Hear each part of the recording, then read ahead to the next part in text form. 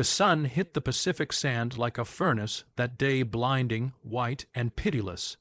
It was late afternoon when the order came down, cutting through the lazy hum of flies and distant ocean surf. The American camp had grown used to routine, ration lines, sentry shifts, the slow boredom of victory.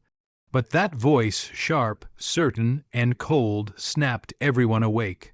Line them up, make them climb the flagpole. At first, the soldiers thought they'd misheard.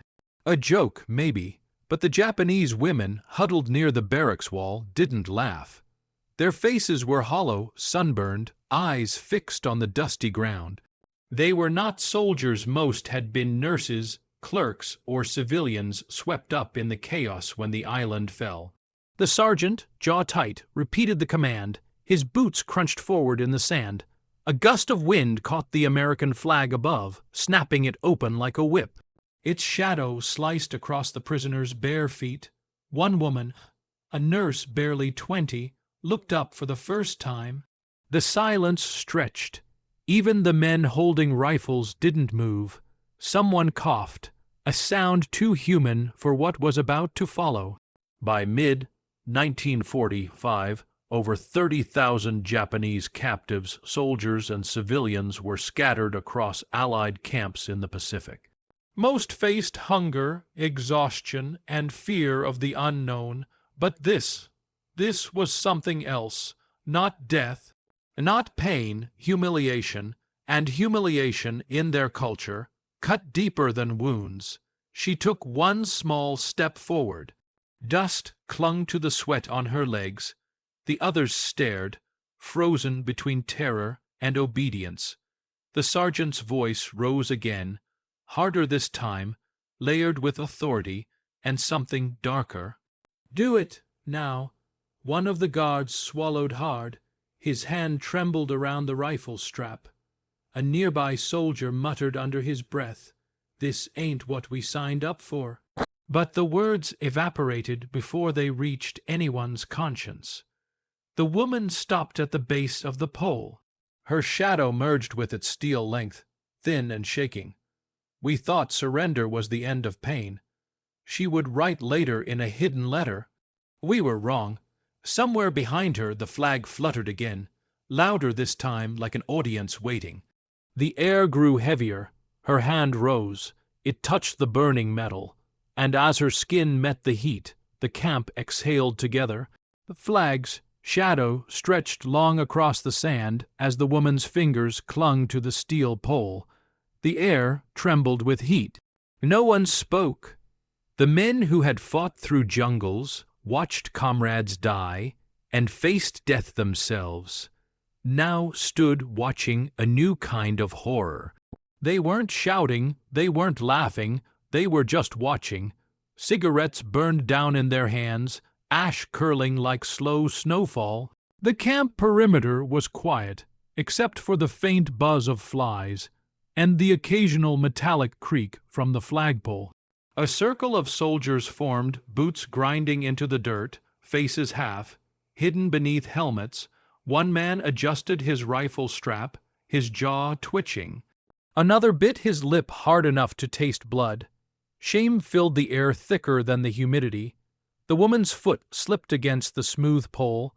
A gasp rippled through the men. Her body pressed against the hot surface, skin blistering. The sergeant barked an order to continue. "Get up there!" His voice cracked, but not from anger, from something like fear of losing control. Behind him, two other women waited, trembling. Their eyes stayed fixed on the pole, not on the faces around them. By mid-1945, over 10,000 Japanese civilians were detained in makeshift Allied camps before repatriation. Most were never accused of crimes. They were simply in the wrong place. The records list them as numbers, not people. But that afternoon, on that forgotten Pacific island, each number had a face sweating, shaking, silent. A private in the second row whispered, "Jesus," but the word fell dead. The sergeant turned. "You got something to say." Silence again. The private shook his head and looked away. The only sound now was the flag snapping high above. A sharp, rhythmic crack like gunfire, echoing across the camp. She looked like she wanted the ground to open. One later wrote in a diary discovered decades later. They didn't shout. Silence was worse. When the woman finally reached halfway, her body trembling, her breath shallow, her arms gave out. She slid down, landing hard, dust coating her skin. No one moved to help. The sergeant pointed at the next woman in line. She hesitated, then stepped forward. The circle of witnesses didn't break. The second act of humiliation was about to begin, and the air felt like a held breath ready to explode. The second woman moved forward with the slow precision of someone walking toward execution. The first lay crumpled by the pole, breathing in shallow gasps, her skin raw where metal had burned it. A medic looked away. His hands stayed, clenched by his side. The flag above whipped again in the heavy wind, a symbol of victory, now twisting into something else, something no one wanted to name. The pole itself shimmered under the brutal Pacific sun. Its surface heat, reports later estimated, could rise beyond 70 degrees Celsius, hot enough to sear bare flesh. The woman reached out anyway, pressing her palm against it. She hissed softly, then tightened her grip. Her jaw locked, and she began to climb. The sound of her skin scraping against steel cut through the air, faint but unforgettable. Every soldier could hear their own heartbeat. One man dropped his cigarette into the sand and crushed it, nervously, rhythmically, again and again. Another adjusted his cap, pretending to look at the horizon. It didn't work. The scene had a gravity that pulled every eye back. The woman's breaths came shorter now. Sweat streaked down her back, stinging open burns. For a moment, she stopped and looked up. The flag's red stripes caught in sunlight above her. Then came a noise, half sob, half scream, that froze the entire camp. Each inch upward was another life stripped away. The crowd of men, who had seen heads blown open and limbs torn apart, couldn't meet her eyes. They stared at the dirt instead. War had already taken everything from them, comrades, innocence, sleep. But this moment took something else, the illusion of being the good side. Keep going, the sergeant ordered, voice cracking like a whip. But his face looked pale, his throat tight. When she reached near the top, her grip failed. For a heartbeat, she hung there, body trembling, flag fluttering just above her fingertips. Then she fell. The thud echoed like thunder. Someone cursed under his breath. No one moved to help. The dust rose, caught sunlight, then settled again. A pause, a breath, and then, with military precision, the sergeant turned to the third woman in line. Next, her eyes widened, her lips trembled, and as she stepped forward, the silence of the crowd deepened into something darker than obedience. By the time the third woman stepped forward, the act had become routine, a cruel rhythm pulsing through the camp like machinery. The soldiers no longer whispered, they simply watched. The sun had begun to dip, stretching the shadows long and thin across the sand. Somewhere beyond the wire, waves broke on coral, steady and indifferent. Inside the perimeter, humanity was unraveling in silence. The sergeant's voice had lost its edge. He sounded tired now, like a man following orders he didn't want to own. Next, he muttered again. The women obeyed in sequence, each moving toward the pole like a ghost replaying someone else's nightmare. Their faces were masks of obedience. Their silence screamed louder than any protest could have. One by one, they climbed. The pole burned hotter with each body that touched it. The smell of sweat and singed skin mingled with diesel from the nearby trucks. A few soldiers turned away, their helmets reflecting the dying light. Others watched as if hypnotized, trapped between horror and complicity. By the end of the hour, it no longer felt like a single act of cruelty. It felt like a process, something institutional, bureaucratic. War does that, turns morality into paperwork. pain into protocol. Later, tribunal records from Allied archives would note isolated acts of humiliation. At over a dozen Pacific camps, filed under behavioral discipline incidents. This scene was one of them. Even nature seemed to recoil, even the wind looked away. A surviving woman later wrote in a post, or letter never published outside Japan. She described the sky turning copper, the flag snapping above her like a living thing, and the soldiers' eyes blank, distant, almost frightened. When the last woman collapsed beside the others, the sergeant said nothing. He looked at the flag once, then walked off toward the command hut, boots crunching softly. His shadow passed across the row of women huddled in the sand, then disappeared. The remaining guards didn't know what to do. The order had ended, but the shame lingered like smoke that refused to fade. A young American private, face pale, stomach churning, stood rigid at the edge of the crowd. His hands were trembling. He wasn't sure if it was fear, disgust, or both. His name was Private Miller, and he couldn't watch any more. Private Miller was 24, born on a farm outside Des Moines, Iowa. A quiet kid who had joined the army because he thought it was the right thing to do. Now, standing in the heat of a Pacific evening, he wished he had never seen what obedience could turn men into. The women, still huddled near the pole, burned, shaking, stripped of dignity. The sergeant had gone, the flag still flapping like a taunt above them. Miller's jaw clenched. He turned to his friend, Corporal Reese. "This ain't right," he muttered under his breath. Reese froze. His eyes darted toward the command tent. "Shut up, Bill. You'll get yourself killed." But Miller couldn't. The words stuck in his chest like splinters. He'd watched men die for honor, but he had never seen honor twisted like this. He took a step forward, just one. The guard beside him swung his rifle down, not aiming, just warning. The meaning was clear: stay in line. Discipline was oxygen in this world. Without it, everything fell apart. By the end of 1945, military police recorded an 18% spike in disciplinary conflicts. Across Pacific outposts, cases labeled as insubordination, but often triggered by moral revolt. Miller didn't know the statistics, but he could feel the weight of being one of them. The sergeant reappeared, eyes narrow. "You got something to say, Private?" Miller's mouth opened, then closed again. He looked at the women, then back at the flag. "No, sir," he said finally, voice steady but trembling underneath. The sergeant smirked, walked closer. "Good, remember that." Miller nodded, but his fists stayed tight. The sergeant turned away, leaving behind an echo of authority that tasted like rust. Later, in the mess tent, Miller couldn't eat. The smell of stew made him sick. Reese sat across from him, silent. Somewhere outside, a woman coughed, a sound too fragile to belong in a war zone. Miller stared into his tin bowl until the reflection blurred. "She looked like my sister," he whispered.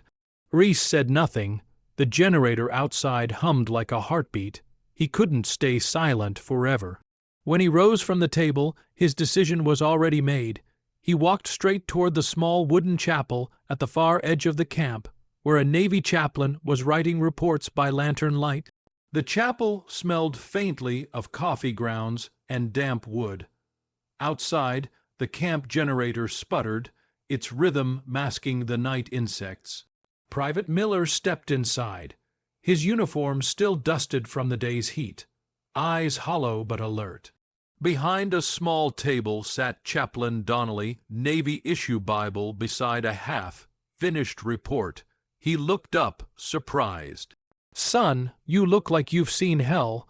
Miller didn't answer right away. He sat down, fingers gripping his cap so tightly the seams squeaked. For a long moment, there was only the sound of the fan turning overhead. Then he spoke. "Sir, I saw something today, something I can't unsee." Donnelly waited. He'd heard everything in this war, men breaking, men confessing. But this was different. Miller's words came in fragments, like shrapnel. They made them climb the flagpole, the women, prisoners, naked, said it was discipline, said it was moral example. But, sir, it was shame, just shame. The chaplain leaned back, face pale. He closed his notebook slowly, as if afraid of trapping the words inside. Who ordered it? He asked quietly. The sergeant, maybe higher, I don't know. Miller's voice cracked, and everyone just watched. There was a silence heavy enough to break bone. Then the chaplain stood, crossed the small room, and poured 2 cups of black coffee. Write it down, he said finally. Everything, no detail too small. By that stage of the war, less than 4% of reported abuse cases from Pacific bases ever reached formal inquiry. Most were buried under internal discipline or local authority resolved, but Donnelly still believed paper had power. He opened a folder marked confidential, slid a blank sheet across the desk, and handed Miller a pen. Miller hesitated. The pen felt heavier than any weapon he'd ever carried. His handwriting shook, but the words came anyway. He described the sun, the pole, the faces, the silence. When he finished, the chaplain signed it, dated it, and sealed it in an envelope. I'll send this up the chain, he said softly. No promises, but it'll be on record. Miller nodded. Sir, what happens now? Donnelly looked at him a long time before answering. Now we wait. And so they did, 2 men, 1 envelope, and the uneasy hope that truth could still survive command structure. Morning broke over the Pacific base like any other seagulls, diesel fumes, and the sound of boots in sand. But inside the small administrative hut near the docks, a manila envelope sat atop a growing pile of war paperwork. Its label read, Internal Conduct Restricted. Inside, Miller's report waited sealed, signed, forgotten before it even began its journey. A young clerk named Evans picked it up mid-morning. He was 21, pale from office air, his world limited to stamps and signatures. He slit the envelope open, skimmed the first few lines and froze. His pencil stopped tapping. Flagpole prisoners, female. He looked around the tent. No one else was watching. For a moment he hesitated. Then, quietly, he pulled a red stamp from the drawer. Delayed action. The ink bled slightly into the paper. He placed it in the bottom tray, the one no one ever touched. Outside, jeeps rumbled past, carrying officers who would never know that file existed. By late 1945, the Allied archive system was drowning in documentation battle reports, inventory logs, court-martial papers. The sheer volume meant some files simply disappeared, buried not by malice but by numbers. Historians later found dozens of pending moral incident, cases never reopened after V.J. Day. Miller's report was one of them. Evans stood, stretched, and walked to the tent flap. The ocean glittered, indifferent. He lit a cigarette, watching the smoke rise. Behind him, the envelope sat among others labeled pending. Each one a fragment of human cost the world would rather not calculate. We thought they'd care. Chaplain Donnelly would later write in his private journal, but the machine of victory runs on forgetting. Weeks passed.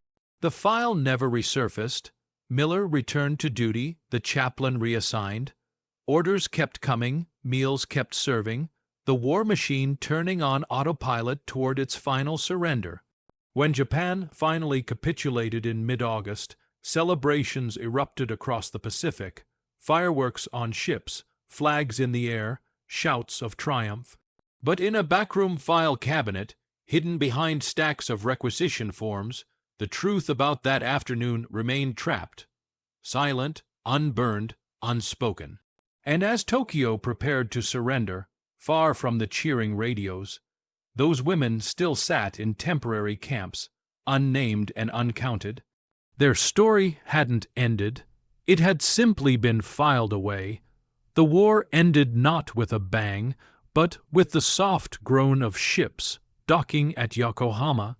By the spring of 1946, the Pacific was dotted with repatriation vessels, gray hulks loaded with the displaced, the broken, the forgotten.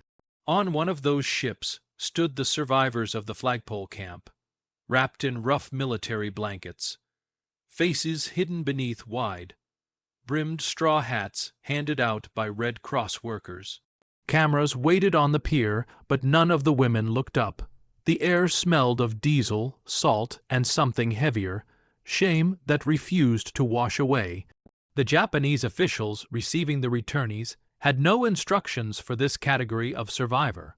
They weren't soldiers, weren't heroes, weren't even supposed to exist. The records listed them simply as civilians detained overseas. Their names, if written at all, were misspelled or lost in translation. Over 1.5 million Japanese citizens returned home between 1945 and 1947. But not all found home waiting. Cities were rubble, families scattered, and silence had become a national survival skill. The flagpole women arrived with scars that couldn't be named in public. Their trauma was an embarrassment to both victor and vanquished. Reporters tried to interview a few. Each time handlers intervened. No photographs, no stories, let them rest. Rest was a lie. Inside, their memories looped endlessly, the searing metal, the blank faces, the flag. Japan didn't want to hear from the humiliated. One survivor wrote decades later. They wanted clean stories. Ours were dirty. In makeshift dormitories outside Tokyo, they slept on straw mats under tin roofs that rattled in the wind. The nights were long. The sound of flags flapping any flag made some of them wake screaming. They were treated politely but distantly, like damaged artifacts from a war best forgotten. On the docks, a U.S. officer handed out ration biscuits. One woman bowed slightly before taking hers. He met her eyes for a second, then looked away. Neither spoke. History had already moved on, but memory doesn't obey treaties. A week later, in a narrow rented room near Shinagawa Station, one of the women sat at a small desk. The window was cracked, letting in a faint drizzle. In front of her lay a blank sheet of paper and a cheap fount. In pen, she began to write slowly, deliberately. The room smelled of damp paper and cold tea. Outside, Tokyo was a skeleton of its former self-building's half, standing, smoke curling from the ruins like memory refusing to die. The woman's hand trembled as she touched the pen to the page. The first word came out crooked, then another. Soon the lines began to form a confession, not to God, not to government, just to herself. She wrote about the heat, the steel, the faces that didn't move. She wrote the words flagpole and order and silence more than once, as if repetition might drain their poison. The ink bled slightly on the cheap paper, spreading like bruises. She paused often to catch her breath, every exhale shaky and small. Around her, the room was nearly empty. A single blanket, a cracked mirror, a chipped bowl.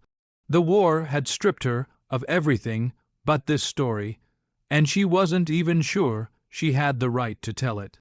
In the hallway, she could hear the radio playing the new government announcements: reconstruction, reform, rebirth. None of those words included her. Less than 3% of Japanese female POW ever gave post or testimony. The rest stayed silent, silenced by shame, by fear of their own country's judgment. This woman, her name lost to time, became part of that statistic. Words were heavier than chains. She would later write in the margin. She described the pole in agonizing detail, the way sunlight fractured on it, how the flag's shadow crossed her skin.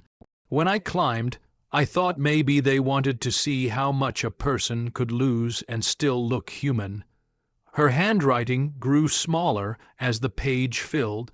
When she finished, she didn't sign it. She folded the pages carefully, tied them with a thin thread, and slipped them into a small wooden box. The lid bore her family crest, burned faintly into the wood. A memory of life before surrender. She set the box beneath her bed, between loose floorboards, and never touched it again. Years later, her children would find it, but not read it. The handwriting was too hard to face. And so, for decades, that letter slept in darkness, waiting for a stranger to open it and pull the ghosts into light. It was 1983 when a dusty cardboard box arrived at the University of Kyoto's history department. Inside were family keepsakes donated by a retired teacher, buttons, ration cards, photographs, and one small wooden chest sealed with brittle tape. Graduate researcher Keiko Tanaka sliced it open, expecting receipts or old letters from the occupation years. What she found instead were 6 yellowed pages tied with faded thread. The handwriting was fragile, deliberate. The first line stopped her breath. "They made us climb the flagpole." She read it again, thinking she'd misinterpreted the kanji. She hadn't. The account was intimate, meticulous, the names of guards, the heat of the sun, the order repeated in clipped English. There was no exaggeration, no hatred, just fact laid bare. Tanaka sat for hours, translating word by word. The description of the metal pole burning under tropical sunlight matched meteorological data from the Mariana Islands in mid-1945. The document even noted the presence of a chapel near the camp's edge, corroborated later by Allied maps. Her pulse quickened. This wasn't folklore, it was evidence. Between 1975 and 1990, over 200 suppressed Pacific witness testimonies resurfaced across Asia. Letters, diaries, hidden reports that contradicted the clean war narrative. This one, however, stood out. It carried both victim and witness perspectives, and somewhere in its lines appeared a name. Private Miller looked away. She underlined it twice. Who was Miller? A rescuer, a coward, a conscience? Tanaka began to dig through declassified American archives. After weeks of microfilm and cross-referencing, she found a match. Private William H. Miller, recorded on a minor disciplinary list for verbal dispute with superior officer. The date matched perfectly. She was nameless, but her truth had a name. Tanaka wrote in her research notes. The realization hit her with a mix of triumph and sorrow. The letter had outlived its author, crossed decades of silence, and now demanded to be heard. Tanaka packed her notes and the fragile pages into a protective folder. She knew what had to come next, the American connection. Somewhere Miller was still alive, or his family was, and if she could find them, the story could finally close its circle. The first flight she booked was to Kansas. Kansas smelled of rain and cornfields that never stopped stretching. It was summer 1983 when Keiko Tanaka found the address, an aging bungalow on the outskirts of Wichita. The mailbox still bore a faint nameplate, W. H. Miller. She hesitated at the gate. Inside, the house looked lived in but frozen in time. Wartime photos, an old radio, a folded flag in a glass case. Miller answered the door himself. 62 years old, shoulders stooped, eyes gray as ash.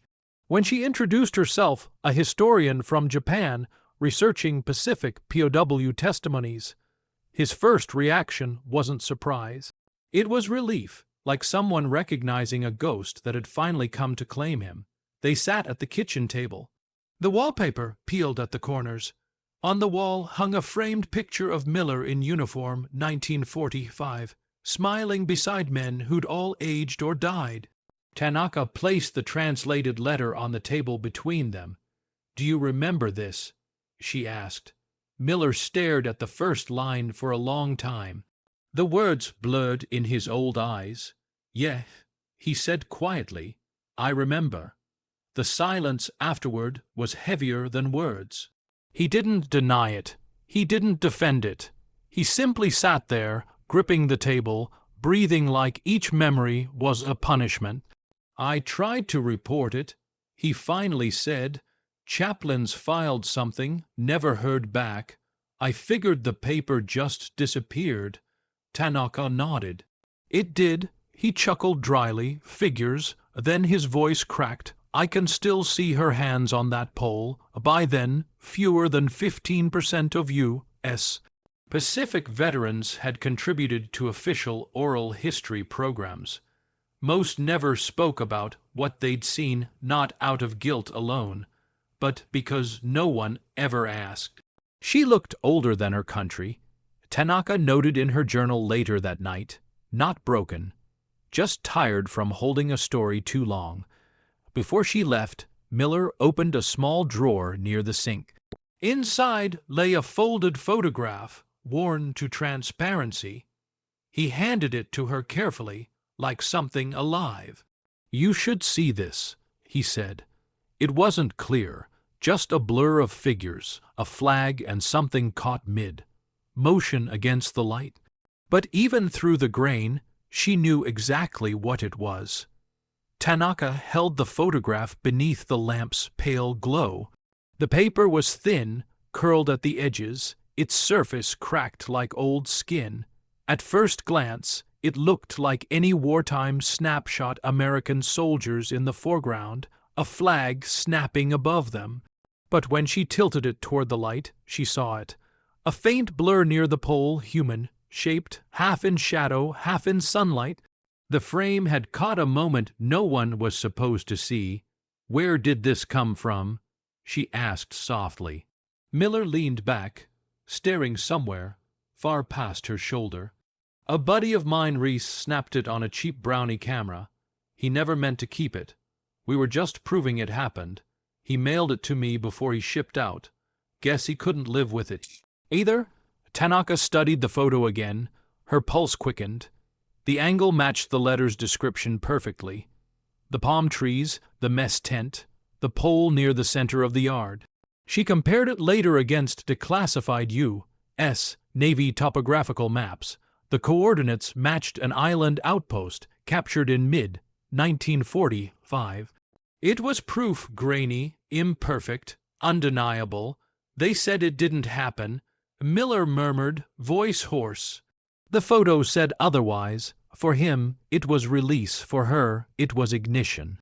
The image traveled from Kansas to Kyoto to Washington, quietly shared among researchers and journalists hungry for truth long buried. Each pair of eyes that saw it seemed to blink slower, heavier, as if absorbing not just history, but consequence. Photo analysts confirmed authenticity. The uniforms, the rifles, even the light angles aligned with period, correct data. There was no evidence of tampering. What the photo captured was raw, unscripted, unerasable. Miller never saw it published. A year later, he passed away, buried under a flag that had once flown above an act he could never forget. Tanaka, meanwhile, stood at an academic crossroads. To print it meant controversy, maybe fury. To hide it meant betrayal. She chose truth. In 1984, the image appeared in a limited circulation academic journal, quiet, factual, devastating. The caption reads simply, "Unverified incident, Pacific Theater, 1945." But it wouldn't stay unverified for long. Survivors' families began to recognize the place, and one of them decided to speak. It took another generation for the silence to finally break. By the year 2020, the photograph had resurfaced online, scanned, reposted, debated. Some called it propaganda. Others called it proof. But when the descendants of the women in that image came forward, the arguments stopped. Their voices were steady, unflinching.